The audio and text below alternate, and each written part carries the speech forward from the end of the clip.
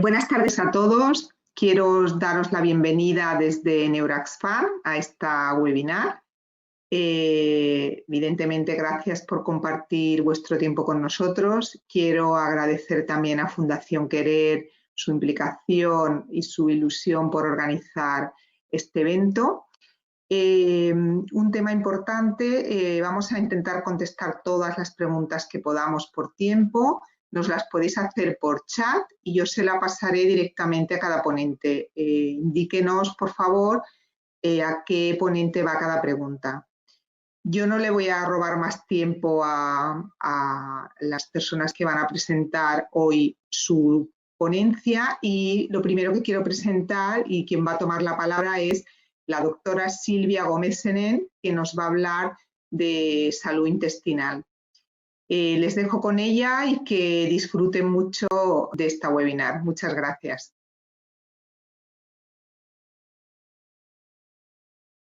Bueno, buenas tardes a todos.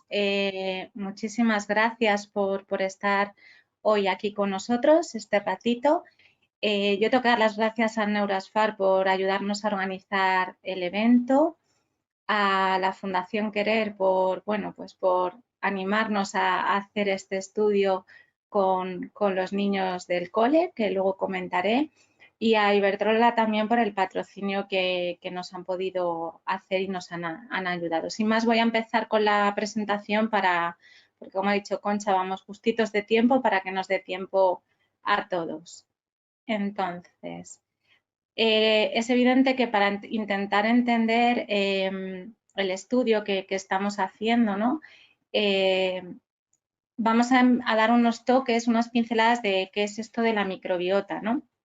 Entonces, como todos sabéis, la microbiota pues son una serie de bichitos, microorganismos que viven en un lugar determinado de nuestro cuerpo, ¿no? En este caso vamos a hablar de la microbiota intestinal.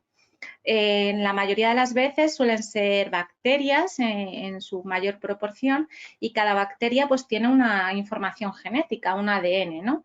Si nosotros pusiéramos el ADN, esa información genética, en comparación con las células de nuestro cuerpo, tenemos más ADN de microbiota realmente que de células humanas. Por tanto, podríamos decir esto de que somos más bacterias que células, ¿no?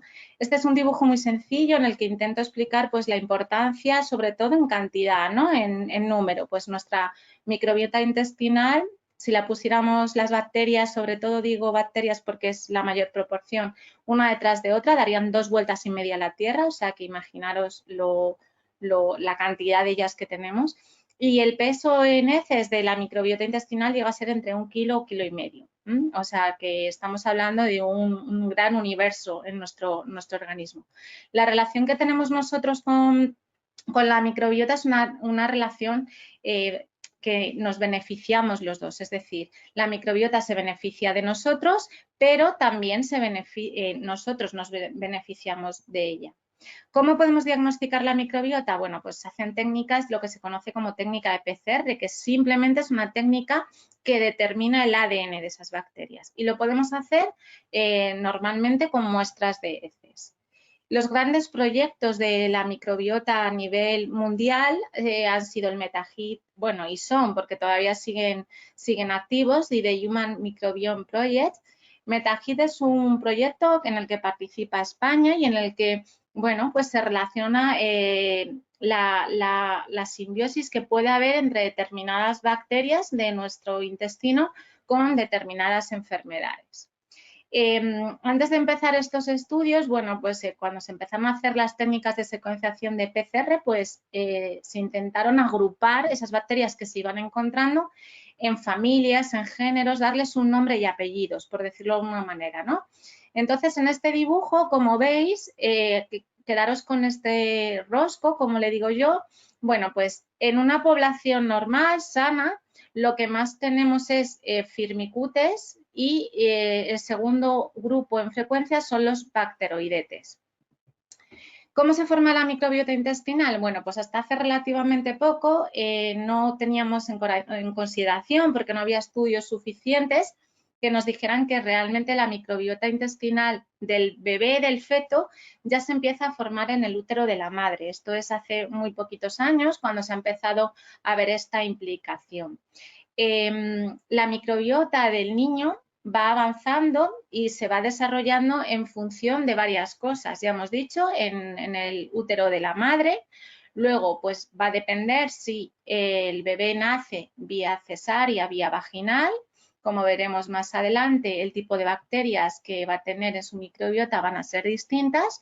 Luego también si vamos a dar lactancia materna o lactancia artificial y si en ese periodo inicial pues el bebé necesita antibióticos. Ahí tendremos una microbiota que llamamos precoz y más adelante pues se va a ir conformando la microbiota pues en función de dónde viva el niño, si vive en un pueblo, en una ciudad, si es un país industrializado, no lo es, si también necesita antibióticos, en fin, todo ese tipo de determinantes va a hacer que tengamos un tipo de microbiota u otra. Pero consideramos que a partir de los 2-4 años de vida ya tenemos una microbiota estable que desde luego va a estar supeditada a cambios a lo largo de nuestra vida. Aquí es un ejemplo de el tipo de microbiota que vamos a tener en función de si nacemos, ¿no?, vía cesárea, que van a ser, sobre todo el intestino del bebé va a estar colonizado por bacterias de la piel y del ambiente estéril del quirófano, y si es por vía vaginal lo que va a producir, lo que va a haber fundamentalmente son bifidobacterias. Aquí también se ve la diferencia entre leche materna y leche de fórmula, predominando mucho en la leche materna las bifidobacterias. Y en este gráfico vamos viendo cómo a medida que nosotros vamos introduciendo determinados alimentos en el niño, así vamos a ir generando un tipo de microbiota u otra, hasta conseguir un ecosistema, digamos, maduro, más estable. Esto es un esquema muy simple de cómo cambia la microbiota a lo largo de las edades de la vida. Acordaros del rosco que teníamos antes, pues lo rosita serían los firmicutes y lo azul clarito los bacteroidetes. Pues va cambiando a medida que vamos cumpliendo años de manera fisiológica. Claro, la microbiota, como he dicho, puede estar localizada en muchas zonas, fundamentalmente en aparato digestivo, pero donde hay más cantidad de microbiota y más variedad es en el intestino grueso, en el colon, que es en el que fundamentalmente nos vamos a dedicar. ¿Qué grupos hay de microbiota? Esto lo explico para que luego entendamos los resultados preliminares del estudio. Pues tenemos una microbiota que se llama protectora. Esta es la que conocemos todos, que son los lactobacillus y bifidobacterias fundamentalmente, y se encargan en su protagonismo fundamental es protegernos, como su nombre indica, liberar una serie de sustancias, entre ellas las bacteriocinas, que hacen que a la mínima que haya algún tóxico, algo extraño que aparezca por el tubo digestivo y no le sea conocido, lo ataque. Esta microbiota debe estar perfecta o debe estar bien sana porque abunda mucho en nuestro intestino. El segundo grupo de microbiota es la inmunomoduladora, que también es muy importante, es menos abundante, sobre todo es el Enterococcus faecalis y la E. coli apatógena, es decir, que no produce enfermedad, y esta se encarga de controlar a la microbiota anterior y a las siguientes que veremos, ¿vale? Entonces, es la que va a decir lo que tiene que hacer cada grupo funcional de microbiota y sobre todo está muy relacionada con el sistema inmune, ¿vale? Esto es muy, muy importante. El tercer grupo sería la microbiota muconutritiva. En nuestra pared intestinal, ya veremos un pelín más adelante, pues hay dos capas de moco donde está alojada toda nuestra microbiota. Bueno, pues la formación de ese moco se debe fundamentalmente a estas dos bacterias, Faecalibacterium prausnichi y Akkermansia. Quedaros con este nombre porque en el estudio y bueno, en el tema que vamos a tratar tienen muchísima implicación estas dos bacterias. Se encargan de generar ese moco y de degradarlo. Y luego, por último, está la microbiota proteolítica. Parece que es una microbiota mala que, bueno, en exceso desde luego nos da problemas por la liberación de aminas biógenas, una serie de sustancias que son tóxicas para nuestro organismo, pero que también son importantes porque, entre otras cosas, ayudan, por ejemplo, a digerir las proteínas, ¿no? Como he dicho antes, la mayor cantidad de microbiota en nuestro intestino es bacteriano, pero también hay bacterias, hay virus, hay hongos y demás. Como ya habréis supuesto, las funciones de la microbiota, pues ¿cuáles son? La de digerir los alimentos a través de su función metabólica, la de protegernos, como hemos dicho, también tiene una función barrera, ¿no? Por esa formación de moco, regulación del sistema inmune por esa microbiota inmunomoduladora y luego a su vez, como vemos ahora más adelante, tienen una regulación a través del sistema nervioso intestinal del sistema nervioso central. Esto es a través del eje conocido como eje intestino-cerebro o que nuestro intestino es el segundo cerebro que ahora está tan de moda, ¿no? Este es un estudio que, bueno, pues hace una relación de la unión entre el intestino y el sistema nervioso central. Es una relación bidireccional siempre, pero un poco compleja. Se liberan una serie de sustancias, pueden ser moléculas, pueden ser hormonas, pueden ser una serie de sustancias activadoras que hacen que a través del nervio vago, bueno, pues difunda el sistema nervioso central y produzca una serie de enfermedades o disfunciones al menos. Aquí este es otro estudio en el que relaciona ese eje intestino-cerebro y las enfermedades que sí que han tenido que ver, hay una relación entre disbiosis, desequilibrio en la microbiota y afectación cerebral. Este estudio sí que es muy antiguo y aquí se empezó a ver realmente qué tenían que decir las bacterias en nuestro comportamiento, ¿no? Fijaros, hay como unos cuadraditos, lo azul son ratas que lo que se hicieron tenían microbiota intestinal y a este grupo de aquí se les quitó la microbiota. Bueno, pues en los primeros minutos las ratas en su cajón, lo azul que veréis, pues se están moviendo, a los 30-40 minutos se van moviendo prácticamente las dos y las que no tienen microbiota pues siguen moviéndose. Sin embargo, las que la tienen llegan a darse cuenta en un momento determinado que por mucho que se muevan no van a salir de ahí. Otro de los estudios que ya es antiguo, el 2013, lo que hizo es coger una rata también sin microbiota y con microbiota y les puso delante de una caja en la que estaba vacía y en otra había un ratoncito. Pues el ratón que tenía microbiota se acercaba a la caja que había un ratón porque quería socializar. Sin embargo, el que no tenía microbiota se acercaba casi siempre a la caja que estaba vacía. Y en esta segunda parte del estudio hicieron lo mismo, pero en una cajita ponían un ratón conocido y en otro un ratón que no era conocido. El ratón con microbiota se iba al que no conocía, quería hacer amigos, y sin embargo el que no tenía microbiota, bueno, pues se quedaba ahí que ni uno ni otro. Entonces, fijaros, esto es un resumen de la relación, que no va a ser el caso y no nos vamos a poner a hablar de esto, de la microbiota con un montón de enfermedades, ¿no?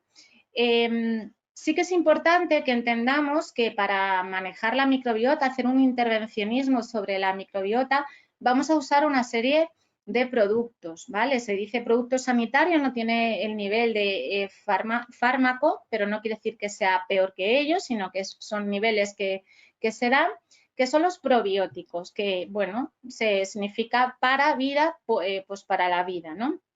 Esto se remonta hace mucho tiempo, en el siglo XX, este señor empezó a analizar, a darse cuenta que en un pueblecito que había en los Balcanes, pues bueno, sus habitantes vivían muchísimos años y con una calidad de vida bastante buena. Bueno, pues analizó qué pasaba, qué podía ser lo que les daba esa longevidad tan saludable y vio que era una leche que tomaba, unas leches fermentadas, ¿no? Y ahí es un poco cuando se empezó a hablar del concepto de probiótico. Si nos ponemos un poco puristas, la definición de probiótico, ¿qué son? Pues son microorganismos vivos, siempre tienen que estar vivos, que los tenemos que administrar en unas cantidades adecuadas para que lleguen al intestino en este caso y nos promuevan la salud, es decir, nos den una serie de beneficios. Esto está avalado y tiene las categorías de seguridad de los estamentos más importantes, ¿no? Normalmente en los probióticos, los más conocidos suelen tener lactobacillus, bifidobacterias y hay algunos otros que tienen hongos y levaduras. Como os decía aquí, estas dos empresas son las que nos aseguran que los probióticos, bueno, pues son seguros y se pueden utilizar sin ningún problema. ¿Qué son los prebióticos? Pues digamos que es el alimento que le damos a esas bacterias para que crezcan. En la mayoría de las ocasiones lo hacemos con la alimentación, pero también podemos usar ciertas cosas como son azúcares concretos que nos los podemos tomar para alimentar a nuestras bacterias y que crezcan. El simbiótico es una mezcla de las dos cosas, pro y prebiótico. Y por último salió un concepto que es el de posbióticos, que lo que hace es coger los productos que liberan esas bacterias y nos los tomamos. No nos tomamos la bacteria, sino sus metabolitos, sus productos. Pues ya entrando un poco dentro de lo que hablaríamos para entender también el estudio, ¿qué hay de evidencia sobre el autismo? Este estudio es del 2017, en el que habla, bueno, pues de unos factores genéticos, de unos factores ambientales, que en esto yo no voy a entrar porque no es mi campo, pero sí que ya empieza a mencionar que hay una serie de factores que pueden impactar en el desarrollo del autismo, ¿no? Como puede ser la disbiosis intestinal, una alteración de la permeabilidad, que veremos más adelante, y esto lleva a una alteración del sistema inmune local, que a su vez esto, como hemos visto antes, a través del nervio vago puede afectar al sistema nervioso central. Bueno, estudios que hay sobre diferencias que hay en la microbiota entre un niño neurotípico y un niño con autismo. Este es uno de los más antiguos, quizá. En este lado tenéis el niño con autismo y en el rostro que os enseñaba al principio, pues fijaros, tienen más cantidad de bacteroidetes.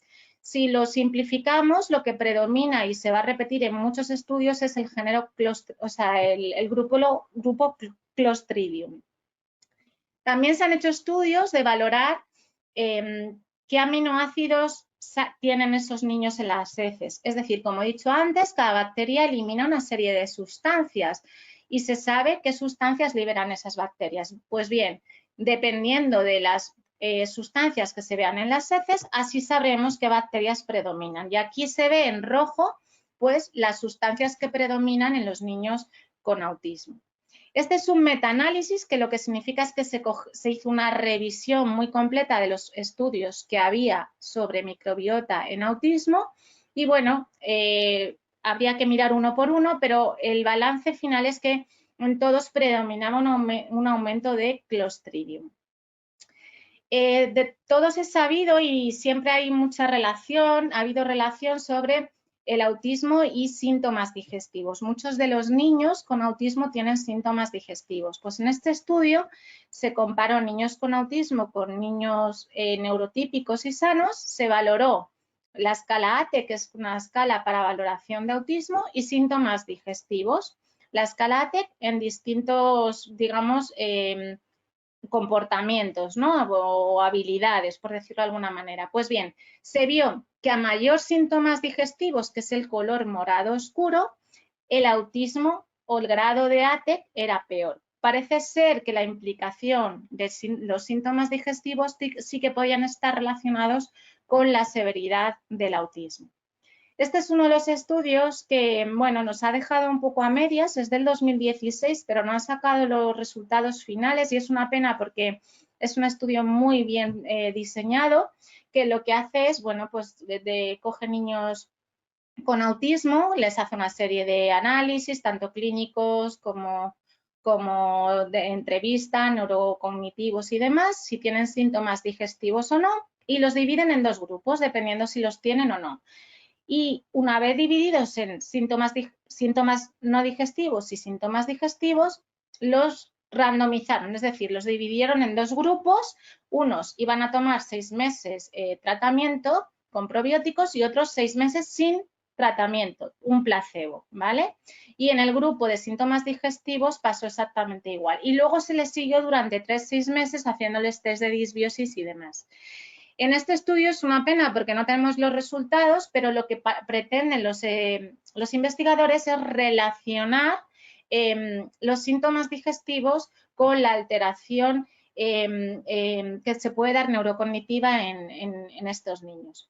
Este es un estudio en el que se vio, aquí en este grupo es un índice de calidad de vida de síntomas digestivos, se les dio a 13 niños con autismo y síntomas digestivos, se les dio un probiótico, que es la línea naranja, y a otros se les dio un placebo, ¿vale? Entonces, cuanto más puntuación tienes, mejor estás. Entonces, desde el punto de vista digestivo, parecía que les dabas los dos y todos mejoraban, menos el grupo con placebo. Sabéis que el efecto placebo se ha visto en casi todos los estudios, pero cuando hacían un lavado, es decir, ¿qué es lo que hacían? Retiraban tanto el probiótico como el placebo en cada uno de los grupos. En el grupo placebo la calidad de síntomas digestivos era peor.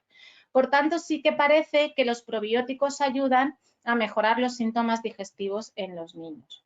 Luego, este es otro estudio que ha salido hace poco, en noviembre del año pasado, que es con una cepa muy concreta, Lactobacillus plantarum PS128, que es un estudio, hay que decirlo, doble ciego comparado con placebo. Esto es muy importante, que lo que hacen es, bueno, y también dividen según grupos de edad, bueno, y pasan unas escalas dependiendo de lo que se quiera valorar, ¿no? Y se les da el probiótico durante 4 meses. Bueno, pues se vio mejoría en varios ítems de estas escalas, sobre todo pues en la parte de desafío, de inatención, de hiperactividad, sobre todo en el grupo de 7 a 12 años.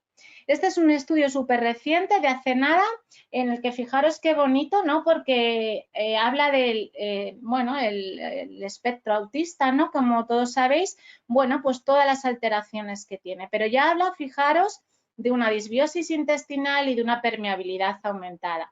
En ese mismo estudio analizan todos los estudios que hay sobre disbiosis y vais a ver que en rojo son las cepas de bacterias que están aumentadas en los niños con autismo y en verde las que están disminuidas. Y cuando están rodeadas en negro, quiere decir que se ha repetido en varios estudios. Así, para resumirlo, vemos que hay un aumento de Escherichia coli, una disminución de Faecali-Prausnitzchi, ya os lo he dicho antes, de Akkermansia mucinifila y disminución de Lactobacillus, ¿vale?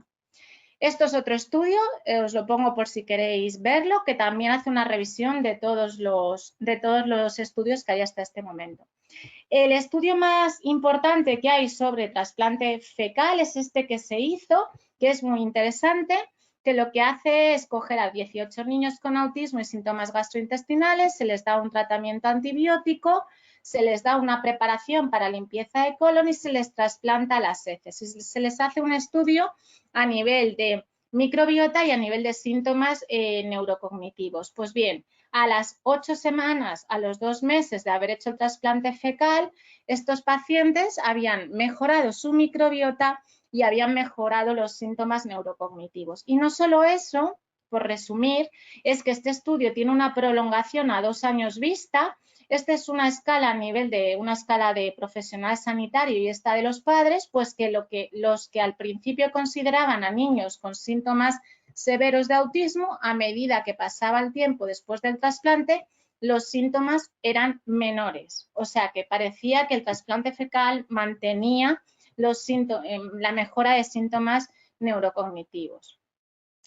Simplemente decir una cosa sobre la permeabilidad intestinal, ya os lo he comentado antes. Este es uno de los estudios que hay y se ha hecho un estudio también comparando niños con autismo y niños neurotípicos y se ha visto que hay un aumento de la permeabilidad del intestino en los niños con autismo y encima parece que está relacionado con una mayor gravedad del autismo. Y ya para entrar en el estudio y dar tiempo a mis compañeras, simplemente decir que estos son unos resultados preliminares, que nos falta analizar muchas cosas, estamos en la mitad del estudio. Yo no tengo conflicto de intereses, que me lo habéis preguntado en muchos papis. Al final, bueno, cumplieron el estudio 26 niños, 15 niños y 11 niñas con trastornos del lenguaje. Fijaros, hice la pregunta porque esto tiene una implicación y lo vamos a relacionar al final del estudio, el 70% eran por parto vaginal y el 30% vía cesárea. La mayoría de ellos habían tenido lactancia materna y fijaros, el 48% de los niños no tenían síntomas digestivos y el 52% sí que los tenían, siendo frecuentes el estreñimiento y la distensión, la hinchazón abdominal. Cuando analizábamos la microbiota antes de empezar el estudio, el 50% de los niños tenían disminuidos lactobacillus, o sea que se asemeja a los estudios que tenemos, que he presentado anteriormente. También disminuye la Akkermansia, esa bacteria productora de moco, y Faecalibacterium. Y aumentan casi el 40% de los niños la microbiota que es proteolítica, la E. coli, que habíamos hablado antes. Después de los 6 meses de tratamiento, lo que se vio es que mejoraban los síntomas de eructos, de distensión, de dolor abdominal y estreñimiento. Vale. Nosotros en estos niños lo que hicimos fundamentalmente es hacer, como decía, un test de disbiosis y darles el Lactobacillus plantarum durante esos 6 meses de forma diaria. ¿Qué pasó en los grupos funcionales? Pues fijaros que a los 6 meses aumentó en el 60% de los niños la microbiota protectora, es decir, los lactobacilos y bifidobacterias. La microbiota mala, por decirlo de alguna manera, aumentó en un 35% de los niños y en otro 35% disminuyó. La que, digamos, nos protege el sistema inmune, el 55% de los niños mejoraron esa microbiota y la que veíamos también muy importante, aumentó la formadora de moco en el 50% de los niños. Y en cuanto a la permeabilidad intestinal, que no era el objetivo de esta primera parte del estudio, porque siempre que manejamos un desequilibrio intestinal, la permeabilidad se altera, pero aún así vimos que sí que es verdad que la permeabilidad aumentó, es decir, empeoró, se hizo el intestino más poroso en la mitad de los niños, pero en un 25% de los niños disminuyó. Este será el segundo objetivo en la segunda parte del estudio. Y en 6 meses pues os podremos contar resultados definitivos con relación también a síntomas neurocognitivos. Y eso es todo, muchas gracias y espero que os haya gustado y que me haya ajustado al tiempo. Muchísimas gracias. Perdonar, es que no sabía si me habíais... Nada, ahora voy a presentar a mi compañera Mariana Lombardo. Ella es licenciada en audiofonología, tiene máster en alteraciones del lenguaje y es especialista en bilingüismo. Para mí, bueno, es un placer trabajar con ella, es una persona súper trabajadora y me ha ayudado mucho por la parte que yo desconozco, que es la parte más neurolingüística y cognitiva, que ahora os va a hablar ella. Muchas gracias, Mariana. Gracias, Silvia. Bueno, buenas tardes a todos. Yo os voy a hablar de cómo funcionamos en el colegio. El estudio que está haciendo Silvia, al final lo que queremos comprobar, aunque sea con evidencia clínica, aunque no científica por el volumen del estudio y la heterogeneidad de la población que tenemos en el colegio, lo que queremos en realidad determinar es si hay una mejora también a nivel neuropsicológico y del comportamiento y si esa mejora se correlaciona o no con las mejorías que pueda encontrar Silvia a nivel de la microbiota intestinal. Os voy a contar aquí un poco cómo funcionamos en el colegio y los resultados que hemos tenido en cuanto a área del lenguaje y área motora, que son las áreas más alteradas en nuestros niños, durante el primer año. Y ahora lo que queremos hacer es, después del estudio de Silvia, comparar estas mejoras con las que hemos tenido antes sin poder establecer sin que los niños hayan tomado el probiótico, ¿no? Entonces, no puedo pasar la diapositiva, ahí está. Vale, pues en el colegio somos un cole muy, muy pequeñito, la atención es muy individualizada y esto también es importante para poder trabajar con ellos y lograr resultados en menos tiempo. Tenemos un máximo de 8 alumnos por clase y cuando hay 8 alumnos pues tenemos 3 profesionales trabajando en el aula de manera constante, con lo cual el grupo de trabajo y la ratio de trabajo es muy pequeñita y muy reducida. Pero ¿qué es lo que hacemos con estos niños? Es trabajar, y por eso nos gustan tanto los estudios de investigación, trabajar a la par lo que es el neurodesarrollo con la parte del aprendizaje formal o más académico. Entendiendo que primero, para conformar lo que entendemos como aprendizaje, el aprendizaje de las matemáticas, de la lengua, el lenguaje en sí mismo para poder comunicarse, eso está todo en la parte superior de la pirámide y es el trabajo a nivel cognitivo, pero para lograr este trabajo cognitivo necesitamos tener unos factores perfectamente consolidados y que son los que están en la base de la pirámide. Y de esto nos encargamos en el cole también junto con todo el grupo de profesionales. No solamente trabajamos lengua y matemáticas y ciencias y demás, sino que también le damos mucha importancia a la parte de integración sensorial, mucha importancia a la parte de la alimentación, mucha importancia a la parte motora, a la parte de los sentidos, y con todo eso vamos a poder consolidar la parte cognitiva. ¿Cómo lo trabajamos y qué hacemos en el colegio? Pues trabajar todas las áreas de manera conjunta. De allí también la importancia de que haya muchos profesionales trabajando en el mismo entorno. ¿Por qué? Pues porque a la vez que estamos trabajando los patrones de lectura, estamos cuidando la postura del niño, estamos cuidando que ese niño debe conseguir más fuerza en el tren superior, pues la manera en la que trabajemos sea una y no siempre sentados en una silla. A la vez que estamos trabajando la escritura, estamos trabajando todo el aspecto sensorial de cómo hacemos las letras y cómo se mueve nuestro cuerpo para poder escribir. A la vez que estamos en la clase de ciencias, estamos trabajando vocabulario, estamos trabajando habilidades sociales, estamos trabajando matemáticas.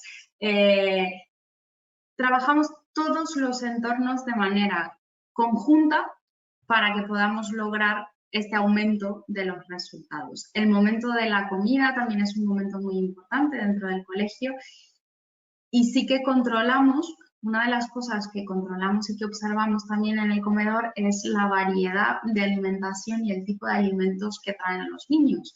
De microbiota no controlamos, para eso tenemos a Silvia, pero sí que consideramos que es importante la alimentación variada, una alimentación que nos permita tener el cuerpo pues, en condiciones óptimas para el aprendizaje, ¿no?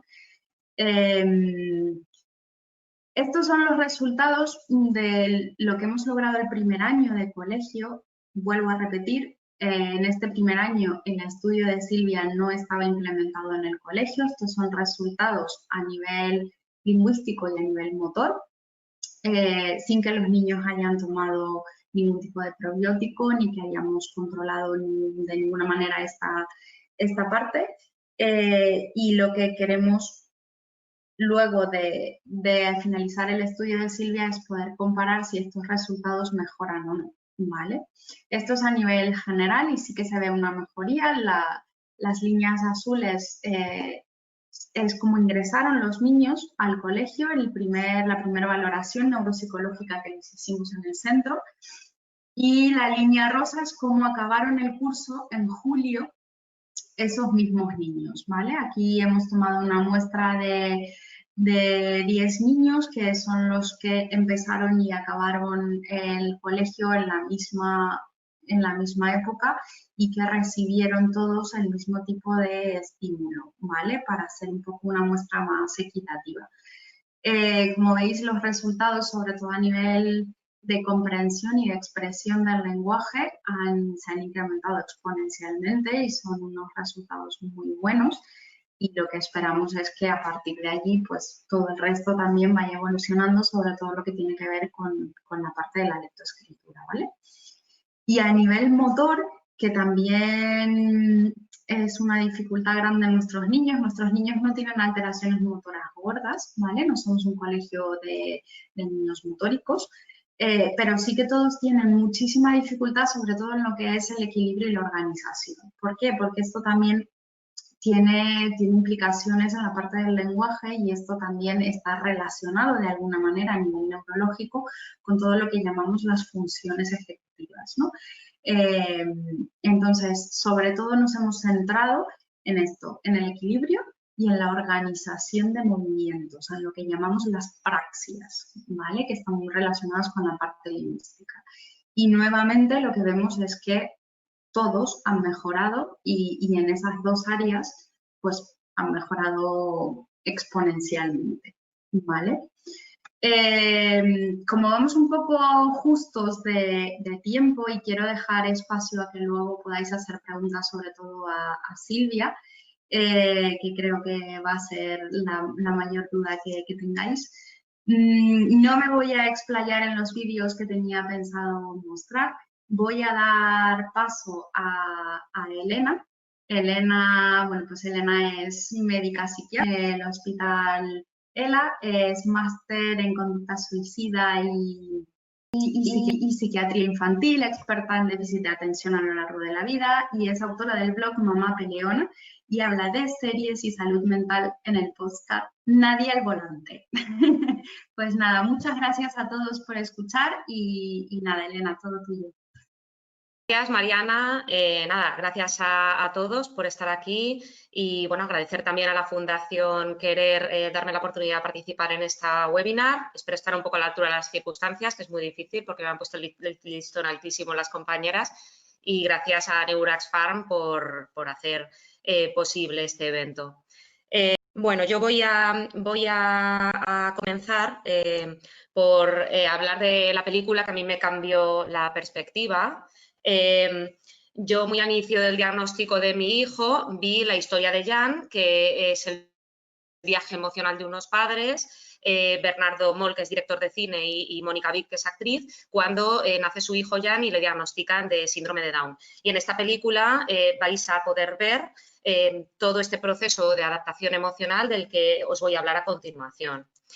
Y es que, bueno, pues cuando nace un hijo al que hemos deseado, al que hemos buscado, y nos enteramos de que ese hijo tiene un problema del neurodesarrollo, pues de pronto nos sentimos prisioneros de una circunstancia que no hemos buscado, ¿no?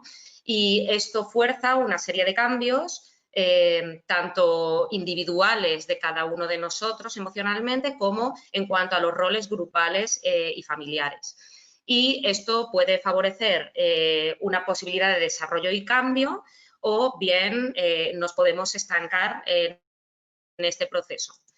A mí no me gusta hablar de fases porque podría parecer pues, que son algo, digamos, un poco pasivo en el que nos vemos arrastrados, ¿no? Y realmente no es así. El proceso adaptativo es proactivo, es dinámico y además no es lineal. Vamos a ir viendo que no es voy de una fase a otra y a la siguiente, sino que debido a las diferentes circunstancias que nos van a plantear el desarrollo de nuestro hijo a lo largo de su vida, pues vamos a ir volviendo a fases aparentemente anteriores, ¿no? Y así en un aprendizaje continuo. Y además es importante señalar que el proceso adaptativo es individual. No necesariamente hay que pasar por todas las fases, ni en el mismo orden, ni dos padres de un niño con un trastorno de neurodesarrollo van a estar en el mismo momento dentro de la misma fase. Bueno, dicho esto así un poco de manera general, existen cuatro fases. La primera sería la reacción de alarma, que es la que se activa en los momentos iniciales tras el diagnóstico, ¿no? Cuando creíamos que ya sabíamos cómo era esto de ser padres, pues de repente teníamos todas las respuestas y ahora han cambiado todas las preguntas, ¿no? Y en este desconcierto pues se produce una incertidumbre y una reacción ansiosa. Y, bueno, pues en ocasiones cada uno de los miembros de la familia o de la pareja va a reaccionar de un modo, a veces protegiéndose psicológicamente de esta ansiedad y de esta incertidumbre, y, bueno, pues puede haber reacciones diferentes que nos lleven a conflictos. Es frecuente que en esta etapa haya una búsqueda obsesiva de respuestas, a veces buscando segundas, terceras opiniones, y hay un riesgo de que aquí podamos caer en pseudoterapias, ¿no? Que nos prometen pues, la curación de nuestro hijo y que nos va a robar tiempo precioso. Y luego también pues, la minimización, la negación, bueno, cada niño tiene su ritmo, ya se pondrá al día y demás. Poco a poco entramos en la fase de resistencia, en la cual nos vamos un poco haciendo la idea de que no es un problema pasajero, pero tampoco podemos asumir que va a ser una condición duradera. Entonces entramos en lo que en el proceso de duelo se llama la negociación. ¿En qué consiste esto? Pues en que yo me quiero convertir en un superpapá o una supermamá bajo la convicción de que si me esfuerzo mucho y hago mucho, mi hijo se va a curar y el problema va a desaparecer, ¿no? Obviamente es muy importante nuestro papel como padres, pero bueno, pues no podemos con todo, ¿no? Al final esto a lo que lleva es una falacia de omnipotencia, lleva a que nuestras identidades se diluyan porque nos acabamos por centrar completamente en el problema y parece que en la familia todo es neurodesarrollo y al final, bueno, pues perdemos un poco nuestra propia identidad. Además, porque en algún momento nos acaba de dar la bofetada a la vida, ¿no? de que bueno, hay una realidad y es que hay un problema que está aquí para quedarse, ¿no? Entonces, ahí entramos en lo que se llama la fase de agotamiento. Es muy importante que en esta fase hagamos ese proceso de duelo del hijo ideal que no tuvimos. Este es un proceso muy complicado, lo vemos muy frecuentemente en consultas de psicología y de psiquiatría de adultos, que además genera mucha culpa en los padres, pero es muy necesario. Porque si nos estancamos en esta fase podemos perpetuar una serie de relaciones, de dinámicas familiares, digamos, y de dinámicas psicológicas que son muy perjudiciales para toda la familia. Para empezar en esta fase, en la que ya vamos a asumir que nunca va a ser un niño normal, entre comillas, tendemos a aislarnos. Evitamos, por ejemplo, reunirnos con otros amigos que tengan niños de la edad de nuestros hijos, porque eso nos pone frente a la realidad de que, bueno, pues nuestro hijo es diferente, ¿no? Entonces, al final, cada vez estamos más aislados, la condición de nuestro hijo se convierte en una especie de secreto a voces del que no hablamos porque duele, una especie de tabú y, bueno, pues cada vez las relaciones familiares se hacen, digamos, más densas, más mutuamente dependientes. Cada vez nos vamos relacionando menos con gente de otro entorno, ¿no? Y además, si nos fijamos en esta fase, podemos quedarnos cada vez más, digamos, encorsetados en nuestros propios roles dentro de la familia, ¿no? Está nuestro hijo, que va a ser siempre, entre comillas, el niño con discapacidad, está la madre cuidadora, que es un rol muy típico porque además pues en este tipo de familias vemos una exacerbación de los roles de género tradicionales en los que la madre tiende a asumir todas las tareas de cuidado y el padre es el proveedor que queda un poquito apartado del proceso, ¿no? Y que se aparta porque piensa que no lo sabe hacer bien. Y bueno, hay una menor multiplicidad en las relaciones, es decir, no salimos de estos roles tan rígidos y en los hermanos, por ejemplo, pues no se desarrollan estas relaciones de amigo-hermano de la adolescencia porque, bueno, pues hay pocos espacios autónomos fuera de la mirada de papá y mamá, ¿no? Entonces, al final, si nos vamos a estancar en estas dinámicas, vamos a generar una dependencia mutua en la que nuestro hijo tampoco va a poder desarrollar toda su autonomía. Y es frecuente que en esta etapa se den reacciones depresivas. En esta serie, Atípico, se ve muy bien todo el proceso familiar, el tsunami familiar que genera el que este chico, que se llama Sam, que tiene un trastorno espectro autista, reclame su derecho a hacerse adulto, ¿no? Es muy interesante y os animo a que la veáis. Y finalmente, pues llegamos a la fase de afrontamiento.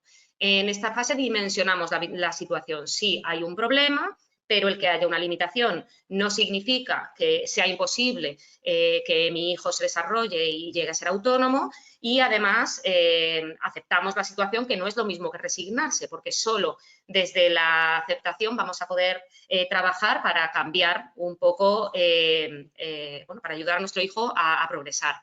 Luego, también aquí asumimos la incertidumbre como parte de la vida y reconstruimos esta normalidad perdida. Es decir, aprendemos a ver a nuestro hijo más allá del diagnóstico y recuperamos poco a poco nuestro espacio. Y al final de este proceso, pues nos convertimos en individuos mucho más resilientes, con más capacidad para afrontar lo que nos venga en la vida. Algunas recomendaciones para terminar, pues es importante darnos tiempo. Las emociones llevan su proceso, no se pueden acelerar. Importante también buscar alternativas y repartir responsabilidades para evitar quedarnos estancados en ese rol de cuidador y tener espacios propios. informarnos y buscar apoyos, que en esto organizaciones como la Fundación Querer hacen una labor esencial tanto de divulgación como de apoyo mutuo, que es fundamental. Y, bueno, por último, para que todo esto sea posible, es necesario salir del armario, es decir, tenemos que hablar de ello de manera abierta y visibilizar, y las familias también nos tenemos que hacer ver, ¿no? Y, bueno, yo por mi parte agradeceros haber estado aquí hasta el final y paso a presentar a mi compañera Eva Revuelta, que es directora de Relaciones Institucionales de la Fundación Querer. Buenas tardes a todos. Lo primero que quería es dar las gracias a Neurasfan por dejarme participar en esta webinar, dar las gracias a mis compañeras, a Elena, a Silvia, a Mariana, por estar siempre con nosotros, y a todos los que estáis escuchándonos, pues gracias por estar aquí. Soy Eva Revuelta, me dedico al mundo de la comunicación desde hace más de 20 años y llevo 4 años colaborando con la Fundación Querer y sus proyectos, y además soy mamá de un niño de 13 años, es un adolescente alegre, estudia segundo de la ESO, le gusta jugar al fútbol, es un gran portero, de vez en cuando me hace enfadar, pero para mí es mi vida y haría por él lo que hiciera falta. Ahora me gustaría que por un momento os imaginarais que tenéis un niño de 5 años que se llama Pepe, que va a un colegio bilingüe, que le gusta jugar al fútbol, que le encanta ir a los cumpleaños de sus amiguitos, y que una noche se acuesta y con ese beso de buenas noches que tanto nos gusta a los padres, y al día siguiente te levantas, vas a desayunar, ves que Pepe no viene y esperas un tiempo prudencial para ir a despertarle, y cuando te acercas a él ves que algo no funciona. No te reconoce, no sabe quién eres, no puede andar, no puede hablar, sales corriendo al hospital pensando que tiene un derrame cerebral o cualquier otra cosa grave. Entonces allí te explica que tu pobre Peque durante esa noche ha tenido un montón de ataques epilépticos de baja intensidad, como si fueran fuegos artificiales en su cabecita, y resulta que te dicen que ha sufrido tantas epilepsias que le han borrado la memoria y que ha tenido una regresión hasta los 23 meses, con lo cual resulta que te acuestas una noche y al día siguiente te acuestas con un niño neurotípico y al día siguiente tienes un niño neurodiverso. Entonces, esta historia pues es real, es la historia de mi amiga Pilar, de Pilar García de la Granja, y bueno, pues entonces esa madre pasa en una noche de tener un niño neurotípico a tener un niño neurodiverso. El diagnóstico fue una enfermedad rara que tiene una epilepsia refractaria que por las noches se activa y hace que se le borre la memoria. Mi amiga Pilar en ese momento intentó pues lo que todos los padres cuando les dicen que su hijo tiene una enfermedad rara, que es intentar saber qué le pasa, intentar buscar un tratamiento e intentar curarle. Que es lo que quieren todos los padres, y que tratar de que sus hijos puedan vivir como el resto de los niños. Pero bueno, estos niños no son como el resto porque tienen unas enfermedades que son además complicadas de tratar y complicadas de curar. La gran mayoría de estos niños no se mueren en el corto plazo, y esto de la muerte es algo muy importante porque cuando alguien se va a morir se ponen muchos medios para que esto no pase. Pero aunque este tipo de enfermedades tiene alguna alta incidencia en algunas de sus enfermedades, no se ve como enfermedades que los niños vayan a morir en el corto plazo, con lo que hace que no se pongan los medios necesarios para ello. Voy a pasar al turno de preguntas. La verdad que hay muchísimas preguntas, pero por tiempo no lo vamos a poder hacer todas. Pero la primera, para la doctora Silvia, una de las personas que ha asistido a la charla pregunta que qué opina del trasplante fecal en relación a la mejora de aspectos cognitivos y digestivos de los niños con autismo. Bueno, a ver, lo he expuesto en la presentación. Mi opinión es la siguiente. El trasplante fecal a día de hoy en España no está éticamente legalizado, por decirlo de alguna manera, solo en una condición muy concreta, que es el manejo, bueno, que es el Clostridium difficile, ¿no? Entonces, yo desde mi punto de vista, todavía quedan muchos estudios por hacer en trasplante fecal. Creo que puede ser una terapia que nos puede ayudar en estos niños, pero tenemos que tener una cosa muy clara, y lo he dicho al principio. Al final nosotros, cuando hacemos un trasplante fecal, estamos trasladando bacterias con su información genética a estos niños. Y no sabemos lo que va a pasar en un futuro. Entonces, es verdad que el estudio más grande que hay es el que os he expuesto, y los resultados, tanto desde el punto de vista digestivo, que tiene su sentido que mejoren porque se les hace como un cambio de su microbiota, la parte también neurocognitiva mejora, pero todavía no sabemos qué puede pasar. De hecho, un poco en contraposición, los trasplantes fecales que se han hecho en Clostridium difficile, que es la indicación que hay en España, bueno, pues estas personas que lógicamente eran mayores y su microbiota desde luego no es la misma que la de un niño, es peor en calidad, después del trasplante fecal han desarrollado una serie de problemas, ¿no? Como puede ser el desarrollo de una obesidad, una diabetes, que bueno, son a lo mejor de primeras males menores, pero bueno, mi opinión, yo creo que es un arma que en un futuro va a tener muchísima ayuda en estos niños, pero se necesitan estudios de calidad y bueno, no se debe hablar de ello de forma así como muy simple, ¿no? Esa es mi opinión. Pues muchas gracias, Silvia. Vamos a hacerle una pregunta ahora, una pregunta para la doctora Elena Benítez. Luego hay más para ti, a ver las que nos da tiempo. Elena dice, ¿hay medicación o alguna técnica para mejorar el déficit de atención y de conducta? Mi hijo tiene 5 años y tiene discapacidad intelectual debido a una mutación genética en el gen IL1RAPL1. Gracias. Bueno, a ver, el caso concreto de tu hijo, para la persona que ha hecho esta pregunta, pues quien mejor te lo puede solucionar pues es bien su neuropediatra o su psiquiatra. En cualquier caso, en las alteraciones genéticas concretas que cursan, por ejemplo, con discapacidad intelectual, también muchas veces hay comorbilidades, es decir, hay otras enfermedades que van asociadas a esa discapacidad intelectual y que sí se pueden tratar. En el caso que comenta esta persona, que el nene tiene un trastorno por déficit de atención e hiperactividad, por supuesto hay tratamientos. El tratamiento siempre debe ser multimodal, es decir, el tratamiento debe ser por una parte farmacológico. El farmacológico llega hasta donde llega, trata los síntomas, mejora la atención, mejora la conducta, pero a partir de ahí también tiene que haber un tratamiento psicoterapéutico y, sobre todo, muy importante, vamos, lo puede explicar muchísimo mejor Mariana que yo, pero un tratamiento psicopedagógico. O sea, es fundamental el manejo que se haga en la escuela de estos niños con déficit de atención.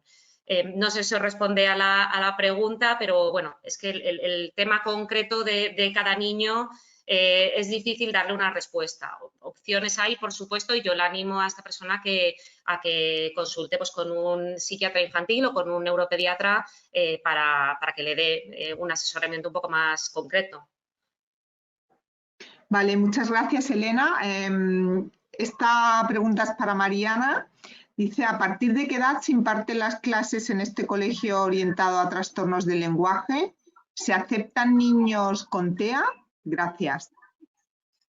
El cole es a partir de los 3 años y toda la etapa obligatoria. Pueden estar en nuestro cole, lo podemos extender hasta los 18, pero intentamos antes derivarles a alguna formación profesional o a alguna orientación laboral.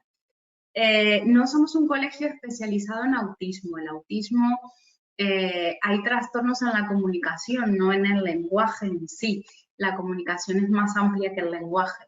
No somos especialistas en autismo, hay muchísimos colegios y centros especializados y que lo hacen de manera excelente. Sí que en nuestro centro tenemos algunos niños con el diagnóstico de autismo. Y sí que tenemos muchísimos niños con trastornos genéticos, muchos de ellos raros, que cursan con muchos rasgos que se parecen al autismo y que incluso han sido diagnosticados de autismo en una edad temprana.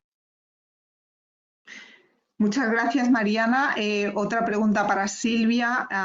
Una persona de la audiencia pregunta si puede administrar el probiótico Lactobacillus plantarum PS128 a niños con TEA sin hacerle previamente un análisis de disbiosis intestinal. Sí, o sea, no es necesario nunca en condiciones normales, ni en niños con TEA ni en adultos, hacer un test de disbiosis. Esto no lo hacemos aquí porque es un estudio y queremos comprobar que hay un cambio a nivel de número de microorganismos y de cepas y demás, pero claro que se puede administrar sin ningún test, por supuesto que sí. Sí. Vale, otra pregunta, Silvia. ¿Un niño con TEA se le puede dar a diario el probiótico? Dice la persona que hace la pregunta, de hecho yo en temporada suelo usarlo y siento que está mejor.